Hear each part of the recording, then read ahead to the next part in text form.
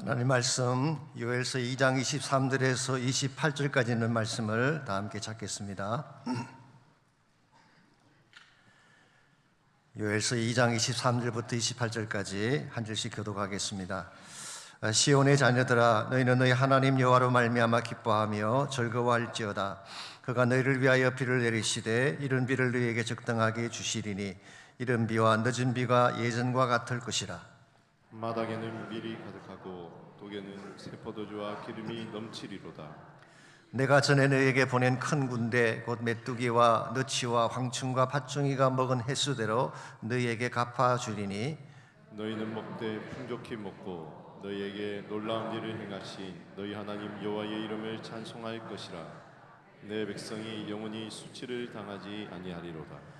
그런즉 내가 이스라엘 가운데 있어 너희 하나님 여호와가 되고 다른 이가 없는 줄을 너희가 알 것이라. 내 백성이 영원히 수치를 당하지 아니하리로다. 그 후에 내가 내 영을 만민에게 부어주리니 너희 자녀들이 장래일을 말할 것이며 너희 늙은이는 꿈을 꾸며 너희 젊은이는 이상을 볼 것이며. 아멘. 2025년 새해가 밝아왔습니다마는 몇 년 전에 반치란이라고 하는 시인이 새해의 첫 기적이라는 제목의 시집을 출간한 적이 있습니다. 그게 이런 글이 나옵니다. 황새는 날아서, 말은 뛰어서, 달팽이는 기어서, 군뱅이는 굴렀는데 한날 한시 새해 첫날에 도착했다. 바위는 안전체로 도착해 있었다. 여러분, 신기하지 않습니까?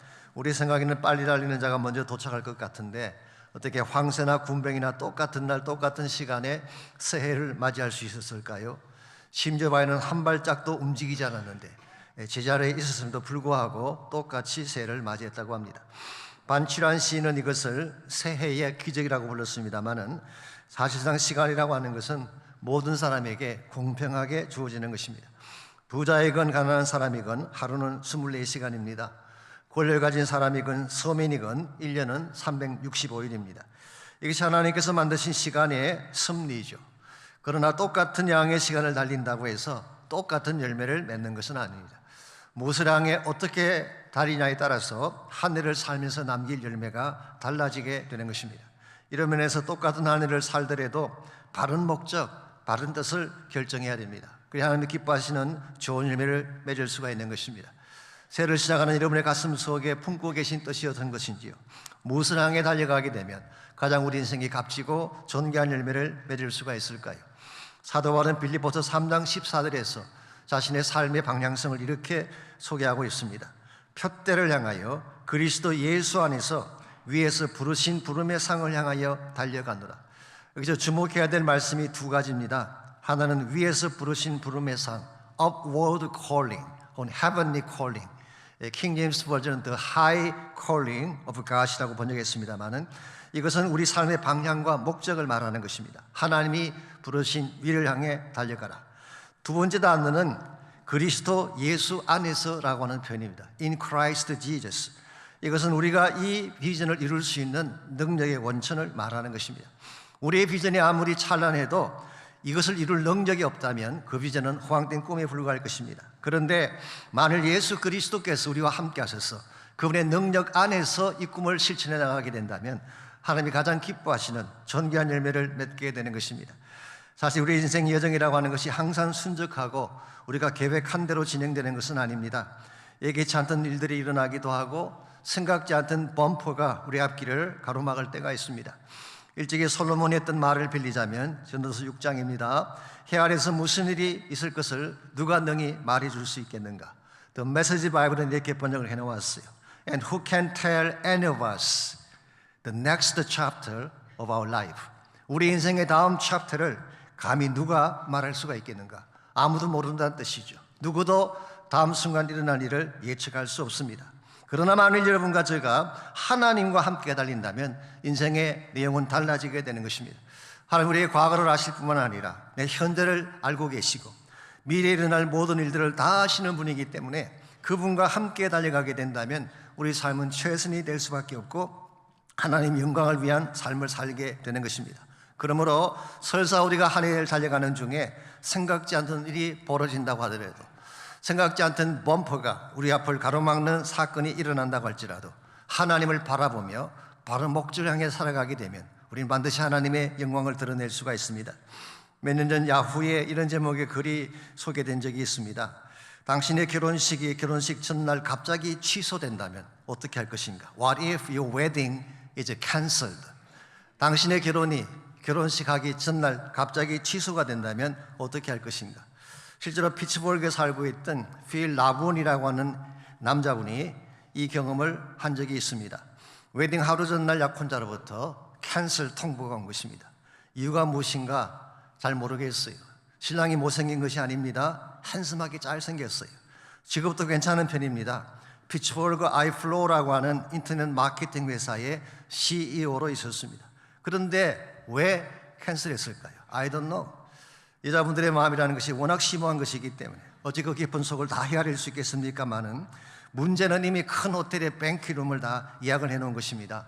화려한 꽃들로 장식을 하고 음식과 자리와 음료수를 다 준비해 놓고 비용까지 다 지불을 해 놓았는데 캔슬이라니, 이런 황당한 상황이 어디 있겠습니까?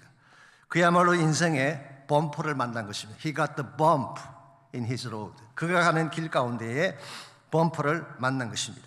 이런 경우 당신이라면 어떻게 할 것인가 라고 하는 질문이었습니다.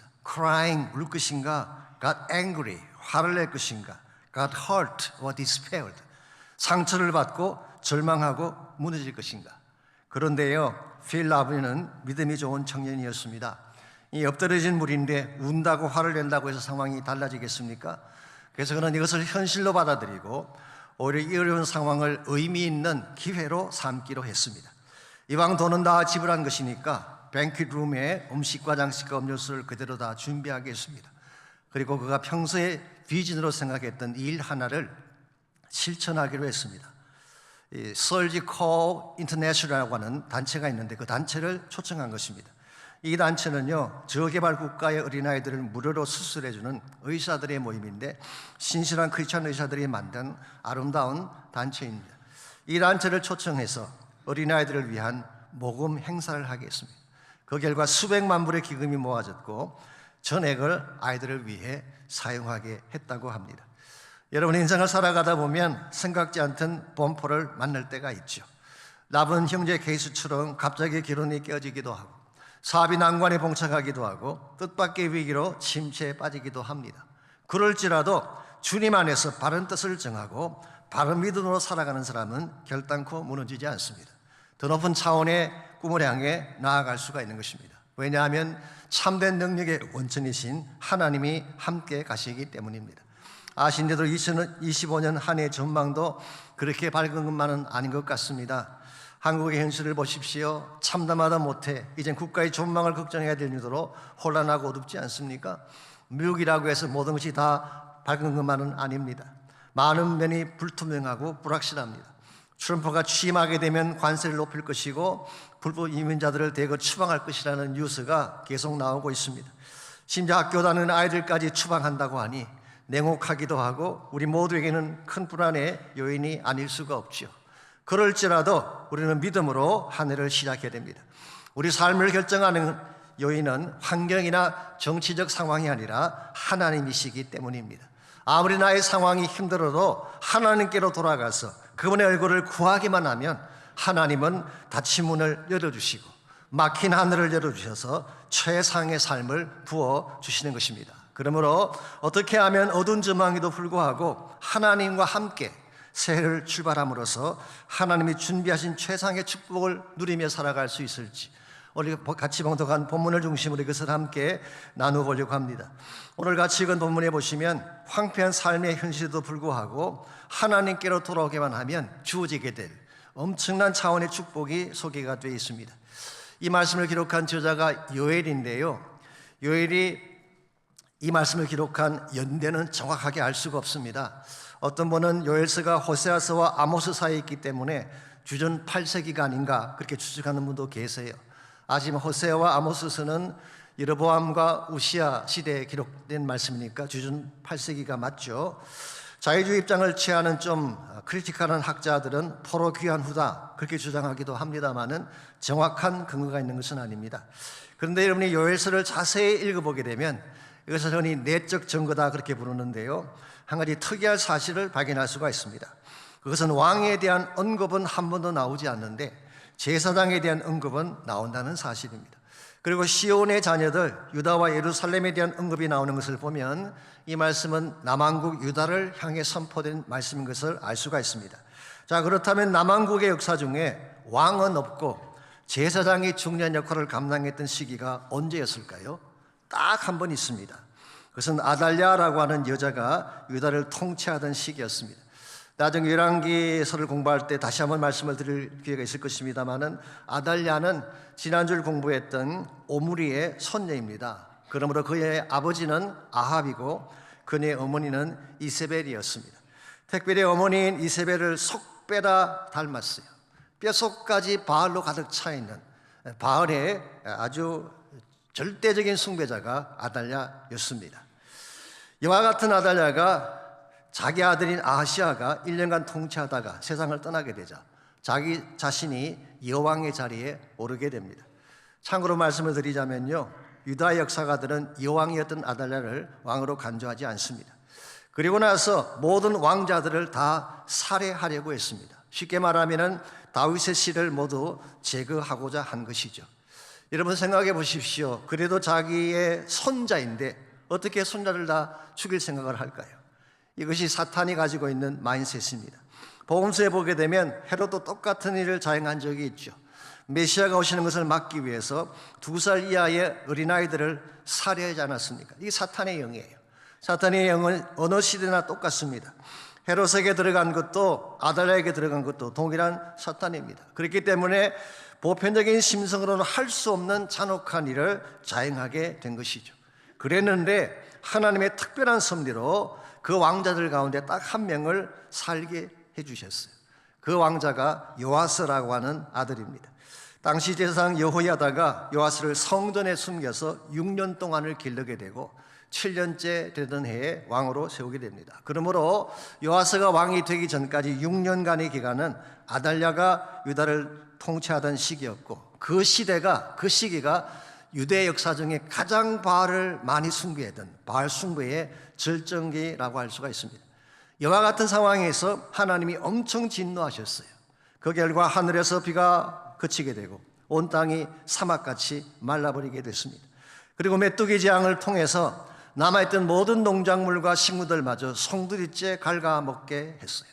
그래서 땅은 황폐할 대로 황폐하게 되고 모든 것이 절망적인 상황이 됐는데 바로 이와 같은 상황에서 하나님이 요엘을 통해 주신 말씀이 방금 같이 읽었던 본문의 말씀이에요.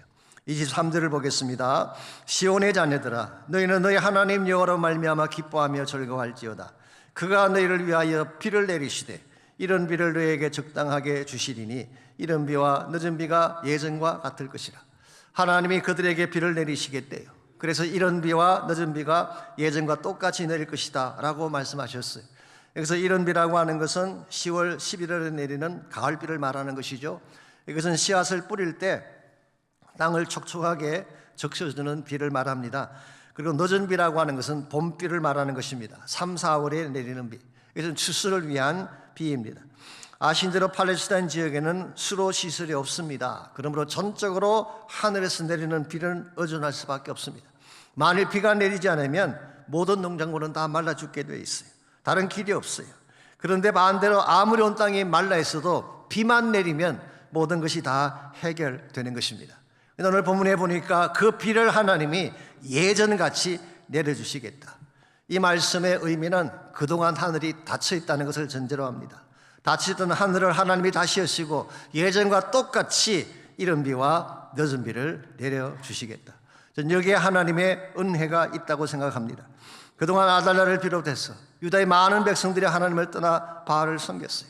그 결과 땅이 황폐하고 메말라져서 저주 같은 땅으로 변했는데 하나님은 다시 한번 기회를 주시겠다는 거예요.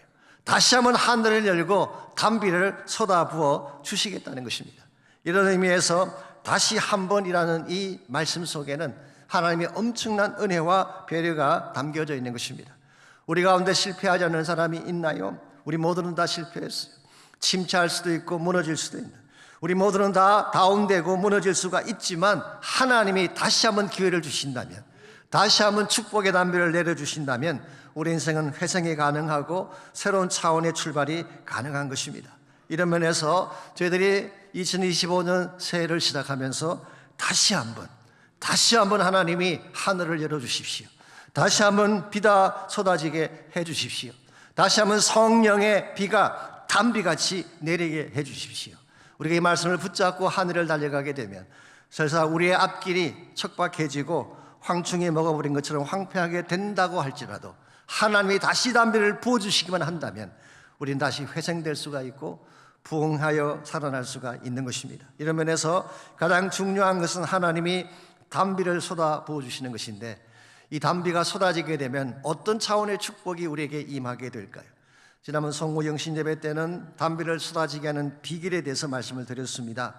주께로 돌아와서 마음을 찢고 회개하면, 그리고 하나님의 사랑을 믿고 기도하면 하나님이 담비를 내리신다, 그렇게 말씀을 드렸습니다마는 오늘은 이 담비가 쏟아지게 되면 어떤 축복이 주어지게 될까? 담비가 가져올 세 가지 차원의 축복에 대해서 함께 정리해 보려고 합니다. 첫 번째로 하늘의 담비가 쏟아지게 되면 다시 한번 풍요로운 삶이 주어지게 되는 것입니다. 다시 한번 삶이 부유하게 되는 역사가 일어나는 것입니다. 24절을 보겠습니다. 마당에는 밀이 가득하고 독에는 새 포도주와 기름이 넘치리로다. 마당에 밀이 가득하다고 하는 것은 주수할 곡식이 많다는 뜻이겠죠. 새 포도주와 기름, 여기서 말하는 기름은 감람유를 말합니다. 기름이 독에 가득하다고 하는 것은 삶이 부유해졌다는 뜻입니다. 이 모든 것들은 하늘에서 비가 쏟아졌을 때 가능한 것입니다. 농부가 아무리 땅을 열심히 갈아도, 포도원에 아무리 많은 포도를 심어 놓아도 비가 쏟아지지 않으면 한 톨의 곡식도 거둘 수가 없고 한 방울의 포도주도 저장할 수가 없습니다.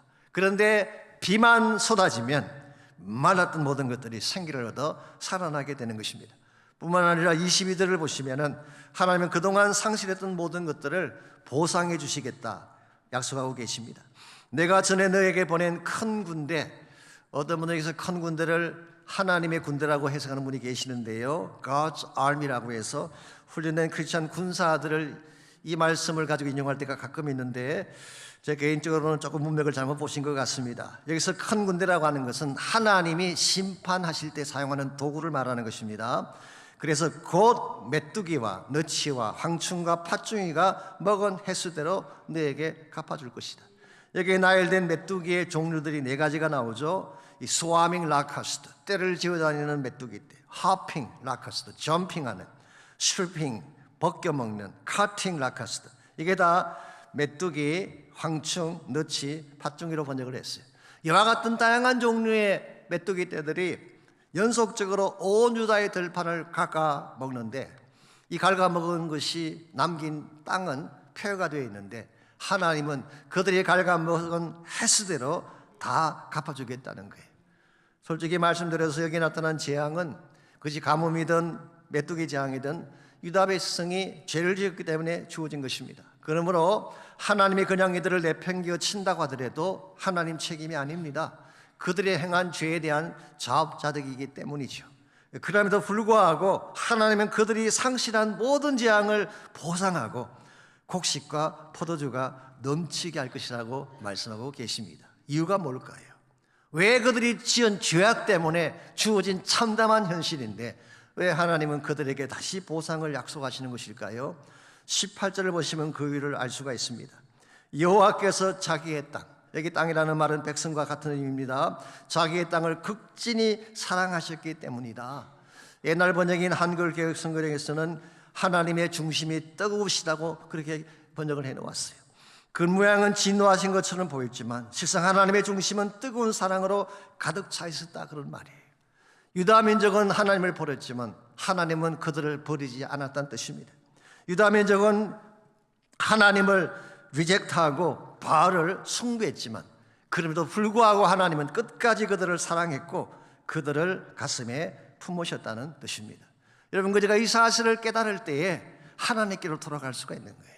우리가 어디까지 떨어졌을지라도, 내 삶이 얼마나 황폐하게 변화되어졌을지라도 다시 하나님께로 돌아가기만 하면 하나님은 담비를 쏟아부어 주시고 황충이 먹어버린 그 폐허가 된 우리 삶의 한가운데에 새로운 축복을 채워주시겠다고 약속하십니다. 여기에 저는 하나님의 은혜가 있고 우리가 붙들어야 될 소망이 있다고 생각합니다. 여러분, 이 세상에는 소망이 없습니다. 내 삶이 메마르고 상처를 받게 되면 세상은 절대로 우리를 도울 수가 없어요. 하나님만이 우리를 도울 유일한 분이에요. 황충이 먹어버린 나의 심령 가운데에 새로운 생기를 불어넣어 주시고 치유 회복을 주실 분은 하나님 한 분밖에 없습니다. 이 땅을 사는 사람들을 보십시오. 하나님 없이 사는 사람들, 그 모양은 잘 사는 것처럼 보이고 화려하게 보일지 모르지만 실제 그들 마음 중심을 들여다보게 되면 황충이 먹어버린 상한 심령들이 생각보다 많습니다. 1990년 8월 2일자 LA 타임즈지에 아주 이색적인 뉴스 하나가 실린 적이 있습니다. 오렌지 카운티에 애나하임에 살고 있던 니글라스 앤 다나 리데누어라고 하는 부부에 대한 이야기예요. 이들은 부유한 가정에 살면서 좋은 직장을 가지고 있는 금실이 좋기로 유명한 이름난 그런 부부였습니다. 남편은 48세, 아내는 45세인데요. 부부 사랑에 금이 간다고 해서 아이까지 낳지 않고 살았다고 합니다. 그랬는데 동반 자살을 한 것입니다. 이유가 무엇인지 아십니까? 그들이 비디오 테이프로 남긴 영상에 의하면 더 늙기 전에 행복의 절정에 있는 순간에 죽자, 그래서 자살을 했다는 거예요. 이 기사를 읽고 많은 사람들이 쇼크를 받았습니다. 행복의 절정에 있는 사람이 과연 자살한다는 것이 가능할까라고 하는 의구심 때문이죠. 그랬는데요, 그 다음 주간 이 사건의 전모가 밝혀졌습니다. 경찰이 조사한 바에 의하면 이들은 자신들이 주장하는 것처럼 그렇게 행복하지도 않았고 부유하지도 않았다고 합니다. 남편은 최고급 스포츠카를 타고 다니고 부는 벤츠를 타고 다녔습니다마는 실상 본인들은 파산 신청을 낸 상태였고 직장하는 휴가 여행을 떠난다고 했지만 실제로는 집안에 꼼짝 않고 있었고 동반 자살을 한 것이 아니라 남편이 부인의 동의를 받지 않고 일방적으로 사살했다는 사실이 밝혀지게 됐어요. 여러분, 겉만 보여서는 알 수가 없습니다. 우리가 알지 못하는 그들만의 아픔이 있었던 것이죠. 이와 같은 것을 황충이 먹어버린 인생의 현주소다라고 표현하고 싶습니다. 아무리 아름답게 꾸미고 행복한 척 가장을 해도 속 심령이 말라 있으면은 그 인생은 부유한 자라고 말할 수가 없는 거예요. 이와 같이 속이 상한 자들, 심령에 메말라 있는 사람들, 우리의 심령에 황충이 먹어버린 것처럼 상처투성이가 된 인생에게 필요한 것이 무엇일까요? 이것이 바로 하나님이 위에서 부어주시는 생수의 축복입니다. 이 땅의 것으로서는 해결이 주어지지 않습니다. 하나님이 위에서 부어주시는 생수를 받아 마셔야만 죽은 심령이 다시 살아나고 상처받았던 심령이 회복이 되는 것입니다.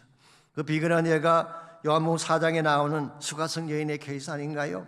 그들은 매일 낮 12시가 되면 우물가로 달려와서 물을 길러갔습니다마는 그의 가란 심령은 치유되지 않았습니다. 그랬던 그녀가 그녀를 찾아온 예수 그리스도를 만나는 순간, 예수님께서 그녀에게 생수를 주시는 순간 No more thirsty, 더 이상 목마르지 않는 인생이 됐어. 왜냐하면 그 속에서 영생하도록 솟아나는 샘물이 그 안에 있었기 때문에. 이게 주님만이 주실 수 있는 life-giving water입니다. 여러분 모두가 2025년 한 해를 살아가는 동안에 이 하나님의 생수가 필요해요. 이 생수가 내 심령 속에 가득 넘치게 되면 환경이 척박해도, 환경이 아무리 아프고 힘들어도 우리는 생기를 얻게 되고 용기를 받게 되고 기쁨 가운데 살 수 있는 거예요. 혹시 여러분 가운데 아직도 이 생수의 근원이신 주님 만나지 못한 분이 계신다면 꼭 예수님 만나셔야 돼요. 주님과 함께 하늘을 달려가셔서 여러분이 2025년 한 해도 하나님 때문에 생기가 넘쳐나고 회복이 일어나는 그런 축복이 있기를 바랍니다. 두 번째로, 하늘에서 담비가 쏟아지게 되면 다시 한번 예배의 영광이 회복이 됩니다. 담비가 쏟아지게 되면 우리 삶도 회복이 되지만 하나님을 향한 예배도 회복이 되는 것입니다. 26절을 보겠습니다. 너희는 먹되 풍족이 먹고 너에게 놀라운 일을 행하신 너희 하나님 여호와 이름을 찬송할 것이라. 내 백성이 영원히 수치를 당하지 아니하리로다. 너는 먹되 풍족이 먹고, 여기까지가 개인에게 주어질 축복을 말하는 것입니다. 상한 심령이 회복되고 치유받고 부유롭게 되는 것, 이러면서 blessing toward us, 우리를 향한 축복을 말하는 것입니다. 그런데 이 축복을 받은 우리가 그 다음에 해야 될 일이 뭐라는 것입니까? Blessing to God Almighty, 하나님을 향한 축복의 선포를 해야 된다는 것입니다. 이것을 우리는 예배라고 부르는 것입니다. 너희는 먹되 풍족히 먹고 너희에게 놀라운 일을 행하신 너희 하나님 여호와 이름을 찬송할지니라. 예배라고 하는 것은요, 하나님이 어떤 분인가를 깨닫고 그분이 행하신 일이 얼마나 크고 위대한지를 깨닫고 그것이 합당한 반응을 보이는 것을 예배라고 부르는 것입니다. 이와 같이 우리 심령이 하나님을 향해 다시 예배가 회복이 되어지면 27절을 봅니다. 하나님은 어떤 일을 행해 주실까요? 그런즉 내가 이스라엘 가운데에 있어 너희 하나님 여호와가 되고 다른 이가 없는 줄을 너희가 알 것이라. 내 백성이 영원히 수치를 당하지 아니하리로다. 우리가 하나님의 위대하신 일을 자백하고 고백하며 찬양하며 예배를 드리게 되면 하나님이 우리 가운데 다시 임재하시겠다는 거예요. 그동안에 이스라엘 가운데는 하나님이 없었어요. 이스라엘은 하나님을 제거시켜 버렸어요. 그 대신 바알을 숭배하며 바알 중심의 삶을 살아왔는데 이제 하나님 여호와께서 너희 가운데 임재하셔서 너희 하나님이 되리라 말씀하고 계십니다. 이것이 예배의 파워예요. 하나님이 임재하게 되면 바알은 떠나가게 되는 것입니다. 바알이 떠나가게 되면 수치가 떠나가는 거예요. 그동안 유다 백성들, 이스라엘 백성들이 바알을 숭배했는데 바알 숭배의 결과가 무엇인가요? 그들은 열방 가운데 수치를 당하게 되고 부끄러운 민족으로 전락하게 되었는데 이제 하나님이 그들 가운데 임하시게 되면 바알이 떠나가게 되면 그들은 다시 영광을 회복하게 되고 영원히 수치를 당치 않으리라 말씀하고 있습니다.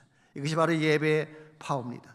예배가 살아나게 되면 모든 것이 살아나는 것입니다. 예배라고 하는 것은 하나님을 만나고 영광된 임재를 덤뿍 누리는 시간이기 때문에 그렇습니다.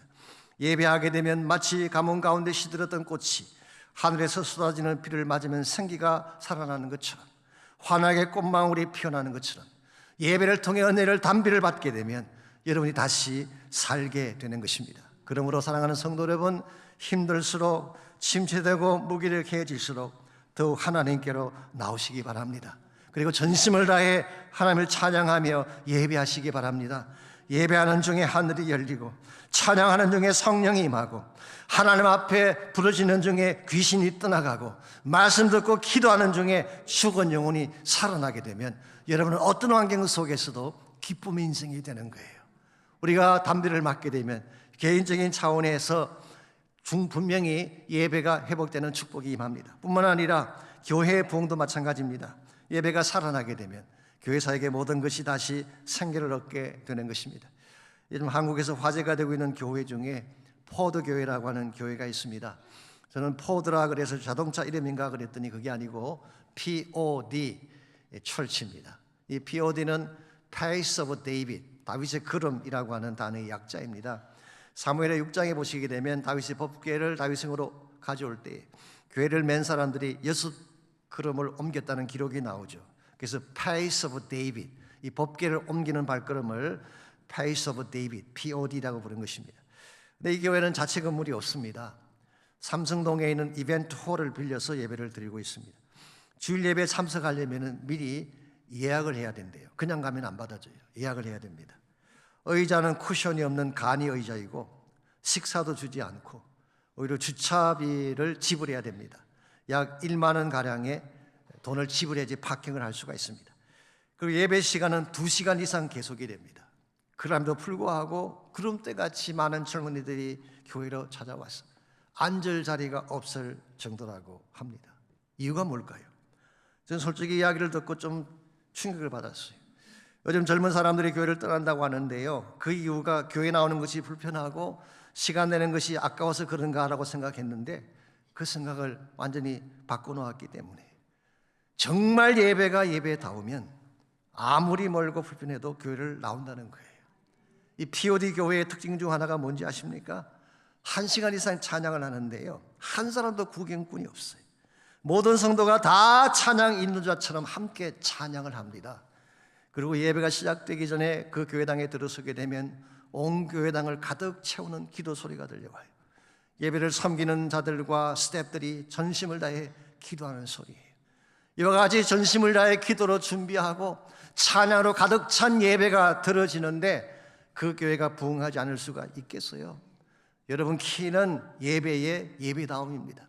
정말 기도가 있고 찬양이 살아있고 기름 부음이 있다면 아무리 이 시대가 악해져 가도 예배는 다시 부흥될 수 있다고 저는 믿습니다. 2025년 한 해 동안에 우리가 하나님께 그런 예배를 드려봤으면 좋겠어요. 전심을 다한 예배, 찬양이 넘쳐나는 예배, 나의 가슴을 다 토해내며 하나님 한 분만을 바라보는 예배가 회복되기만 한다면 교회도 달라질 수가 있게 되고 삶의 변화도 일어나게 되는 것입니다. 이와 같이 하늘에서 담비가 쏟아지면 우리 개인의 삶이 풍성하게 됩니다. 말았던 심령이 생기를 얻게 되고 황충이 먹었던 내 심령 가운데 새로운 치유가 시작이 되는 것입니다.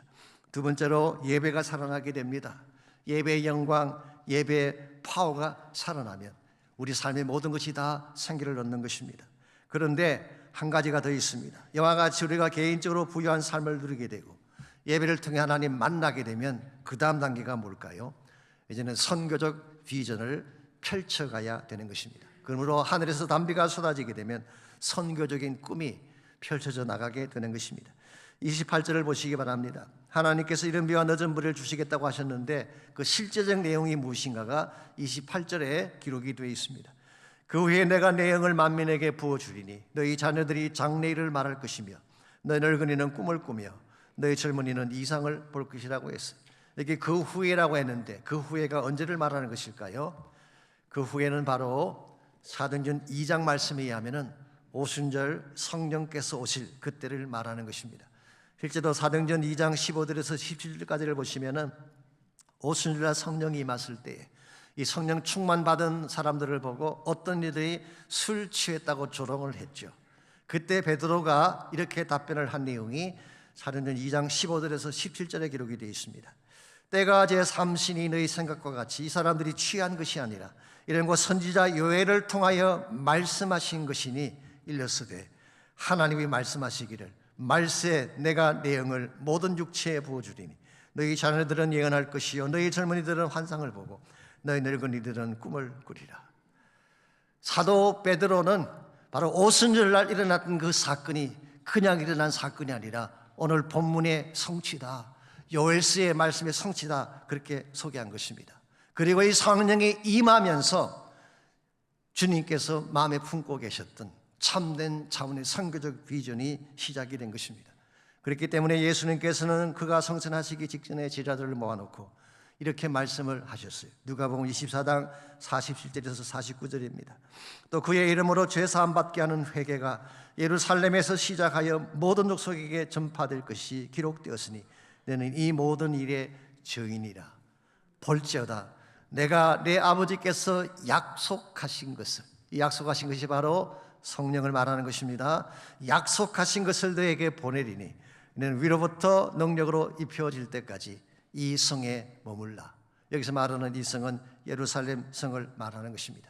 이 분부를 받은 제자들은 예루살렘 성을 떠나지 아니하고 한 다락방에 모여서 기도하기 시작했어요. 이 다락방을 우리는 흔히 마가 요한의 다락방이라고 부릅니다. 열흘 동안 전심을 다해 기도했을 때에 드디어 오순절날 성령께서 임하시게 되고 성령이 임하시는 그 순간부터 복음운동이 시작된 것입니다.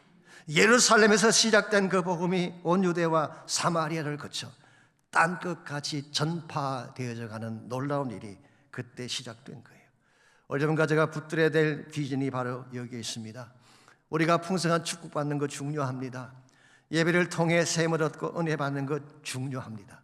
그러나 더 중요한 것은 이 회복과 능력의 파워를 가지고 땅끝을 향해 나가야 된다는 거예요. 여기에 저희 교회의 존재 이유가 있고 우리 교회 사명이 있으며 2025년도를 향한 저희 교회의 비전이 있습니다. 이것을 위해 여러분 기도해 주시고 헌신해 주시기를 바랍니다. 그때에 여러분의 인생의 진정 바른 방향으로 나갈 수가 있게 되고 맺게 될 열매가 극대화되어지게 되는 것입니다. 우리에게 주어진 한 해의 여정 마냥 쉽고 편안하게만 한 것은 아닐 것입니다. maybe 생각지 않던 범퍼를 만날 수 있어요. 위기가 찾아오기도 하고 심지어 황충이 막아버린 것처럼 심령이 마르고 삶의 터전이 척박해질지도 모릅니다. 그럴지라도 여러분 염려하지 마십시오. 하나님이 이 한 해를 우리 혼자 걷도록 내버려 두지 않았어요. 하나님이 함께 가십니다. 만약 하나님이 우리와 함께 동행하시면서 그분이 다시 하늘을 여시고 은혜의 담비를 부어주시기만 한다면 우리 어떤 환경 속에서도 일어설 수 있게 되고 어떤 척박한 땅에서도 아름다운 복음의 꽃을 피우며 열매를 맺으며 살아갈 수가 있습니다. 언젠가 제가 한번 소개해드린 적이 있습니다마는 미국의 군인 중에 데니엘 왑스터 위틀이라고 하는 분이 있습니다. 이분은 남북 전쟁에 참전을 하고 지실대로 지친 상태에서 고향인 시카고로 돌아왔습니다. 그는 북군으로 참전을 했지만 팔에 총상을 입고 초라한 모습이 되어 돌아온 것입니다. 그때 그의 마음은 다운되어 있고 아무것도 알 수 없다는 트라우마가 가슴속에 가득 차 있었어요. 그런데 이 사람이 그 당시 D.L. 무디가 인도하는 집회에 참석을 하게 됐습니다. 무디가 전하는 복음의 말씀을 듣는 순간 가슴이 뜨거움을 느끼기 시작했습니다. 그리고 자신도 모르게 가슴속에 엉거려진 것들이 터져 나오며 통곡하기 시작했어요. 오랫동안 사여했던 가슴속의 아픔이 터져 나온 것입니다. 이것을 본 D.L. 무디가 큰 소리로 그를 향해 축복하며 기도하기 시작했어요. 하나님, 저 형제의 가슴 속에 성령을 부어주십시오. 상한 마음 속에 생기를 부어주십시오. 기도하는 순간 하늘이 열리며 성령이 소낙비처럼 가슴 속에 쏟아지는데 지금 그 경험하지 못했던 신비로운 임재를 체험하게 된 것입니다. 이것이 계기가 되어서 그때부터 무디와 함께 복음 사역을 하게 되고 그는 수많은 찬양을 서는 찬양 사역자가 됐습니다. 그분이 그때 받았던 은혜를 기억하며 만들었던 유명한 찬양이 있습니다. 제목이 There shall be showers of a blessing. 축복의 소낙비가 쏟아지게 될 것입니다. 우리말 가사는 이렇게 번역이 되어 있습니다. 빈들의 마른 풀같이 시들은 나의 영혼, 주님의 약속한 성령 간절히 기다립니다. 가물어 메마른 땅에 담비를 내리시다 성령의 담비를 부어 새 생명 주십시오. 오늘 아침 동일한 고백으로 하나님께 나가는 시간이 있으면 좋겠어요. 매 우리의 마음도 말랐을 가능성이 있죠. 빈들의 마른 풀같이 쭉쭉 갈라진 나의 마음, 황청이 먹어버린 것처럼 상하고 시들어진 나의 마음, 내 힘으로 회복할 수가 없습니다. 성령의 담비가 필요합니다. 메마른 나의 가슴 속에 담비를 내리시듯 생명의 담비를 부어 나를 다시 살게 해주십시오. 기도하시기 바랍니다. 다시 한번 부흥을 주십시오. 다시 한번 가정이 일어나게 하십시오. 다시 한번 자녀들을 축복하여 주십시오. 다시 한번 치유받게 하여 주옵소서. 다시 한번 예배가 예배되게 하여 주옵소서. 다시 한번 복음의 비전이 살아나게 하시고 하늘나라가 펼쳐지게 하여 주옵소서. 우리 다 같이 한 목소리로 결단하며 헌신하며 함께 기도하겠습니다. 살아계신 하나님 감사합니다. 우리를 사랑해 주셔서 우리에게 참된 구원의 기쁨을 허락하시고 내 심령 가운데 성령님 임재하여 주셔서 죽은 나의 영을 살게 하시며 생기를 잃었던 나의 심령 가운데 새로운 생기가 일어나게 하신 것을 감사합니다. 하나님, 이 신호스 모든 하늘을 시작하는 우리 마음 가운데 다시 한번 하늘의 담비가 필요합니다. 우리의 마른 심령 가운데 성령의 담비를 부어주셔서 수낙비와 같은 축복이 우리에게 임하게 하시고 다시 한번 우리의 생이 살아나며 우리의 심령이 회복되어지며 우리의 삶의 발걸음이 회복되어지게 하셔서 주의 영광과 나라를 위해 달려나갈 수 있는 저희 모두가 되게 하여 주시옵소서.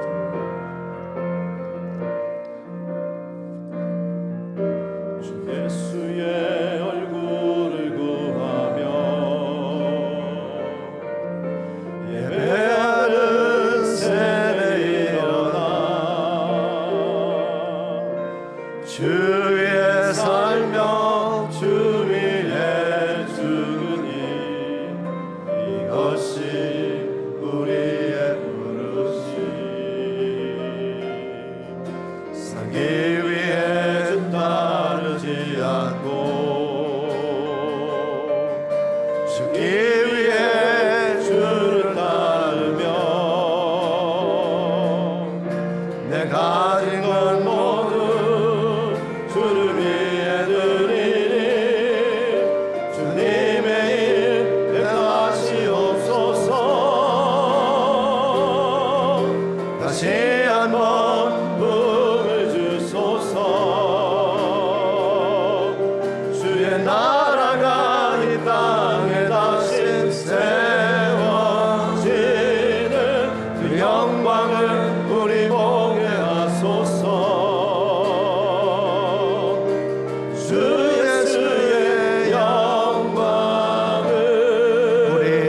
일어나셔서 우리 금년도 주제갑니다. 함께 찬양하겠습니다. 주 예수의 얼굴을 구하며 예배하는 새에 일어나 주 위에 살며 주 위에 죽으니 이것이 우리의 부르심. 살기 위해 따르지 않고 죽기 위해 주를 따르며 내 가진 것 모두 주를 위해 드리니 주님의 일 행하시옵소서.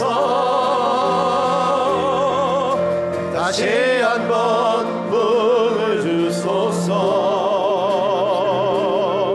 주의 나라가 이 땅에 다시 세워지는 그 영광을 우리 보게 하소서. 주 예수의 영광을 다시 한번 부음을 주소서. 주의 나라가 이 땅에 다시 세워지는 그 영광을 우리 보게 하소서. 주 예수의 영광을 주 예수의 영광을 주 예수의 영광을. 이제는 우리 구주 예수 그리스도의 은혜와 하나님 아버지의 무한하신 사랑과 성령님의 충만한 임재하심이 2025년 새해를 맞이해서 하나님과 함께 다시 부흥을 꿈꾸며 주의 권세 능력을 부여잡고 주의 나라 비전 향해 달려가기를 소원하는 모든 사랑하는 주의 백성 한 분 한 분에게 그들의 가정과 삶의 터전과 자녀들과 자손들 위해 특별히 주님께서 68년 전에 피로 값주고 사신 이 몸된 제단 위에 이제로부터 우리 주님 다시 오시는 그날까지 항상 함께 하시기를 살아계신 예수님의 이름으로 간절히 축원하옵나이다.